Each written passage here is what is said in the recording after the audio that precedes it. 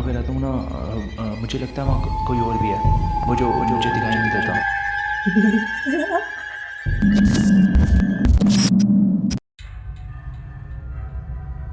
मेरा नाम राहील है और आज मैं आपके साथ अपने लाइफ की एक बहुत ही भयानक कहानी शेयर करने जा रहा हूँ।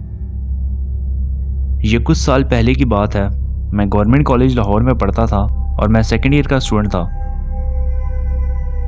हमारे कॉलेज में एक बड़ी टंकी थी और इस जगह के बारे में मशहूर था कि ये काफ़ी ज़्यादा हॉन्टेड है और अक्सर स्टूडेंट्स ने यहाँ पर एक चुड़ैल को देखे जाने के बारे में काफ़ी बार बताया था। एक दिन हमारी क्लास के लड़कों का झगड़ा सीनियर लड़कों के साथ हो गया, जिसकी वजह से कॉलेज के प्रिंसिपल ने सज़ा के तौर पर तमाम लड़कों की छुट्टी बंद कर दी। मैं काफ़ी ज़्यादा थक चुका था तो मैं एक क्लासरूम में गया और आखिरी बेंच पर जाकर लेट गया। पता नहीं कब मेरी आंख लग गई और मैं सो गया। जब मैं जागा तो सारी क्लासेस खाली थीं और सब लड़के जा चुके थे। मैं बाहर निकला तो मगरिब हो रही थी और कॉलेज का मेन गेट बंद हो चुका था। मैंने चौकीदार को आवाज़ दी, लेकिन शायद वो भी कहीं आगे पीछे निकल गया था। काफ़ी सर्दी हो रही थी तो मैं बिल्डिंग के अंदर चला गया और प्रिंसिपल के ऑफिस के सामने एक चेयर पर बैठ गया और मेन गेट खुलने का इंतज़ार करने लगा। रात के 11 बज चुके थे लेकिन चौकीदार नहीं आया। मैं घर से कुछ सैंडविच लंच बॉक्स में लेकर आया था। मैं वो सैंडविच खाकर चेयर पर ही सोने की कोशिश करने लगा। अभी मेरी आंख लगे कुछ ही टाइम गुजरा था कि मुझे घुंघरू के छन-छन की आवाज़ सुनाई देने लगी।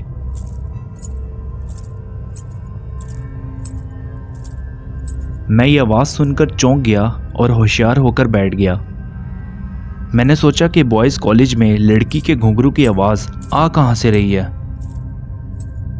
मैंने आवाज़ का पीछा करना शुरू किया और पीछा करते करते मैं कॉलेज के ऑडिटोरियम तक जा पहुंचा। मैं जैसे ही ऑडिटोरियम के अंदर पहुंचा, ऑडिटोरियम का दरवाज़ा बंद हो गया और हॉल की सारी लाइट्स जलने बुझने लगीं। फिर मुझे दीवार पर किसी लड़की का साया नजर आया। मैं बेहद डर गया और मेरे मुंह से बेसाख्ता निकला, तुम कौन हो और क्या चाहती हो? कोई जवाब नहीं आया। मैंने फिर से यही सवाल पूछा तो अचानक से हॉल की लाइट्स बंद हो गई। मेरे सामने अब थोड़ी सी लाइट थी जो बाहर खिड़की से आ रही थी और उस लाइट में मैंने एक लड़की को देखा जो मेरे बिल्कुल सामने खड़ी थी और उसके बाल बहुत लंबे थे। ये देखकर मेरे पैरों के नीचे से ज़मीन निकल गई और वो मुझे देखकर अजीब तरीके से हंसने लगी। ये सब मैं बर्दाश्त ना कर सका और वहीं बेहोश हो गया।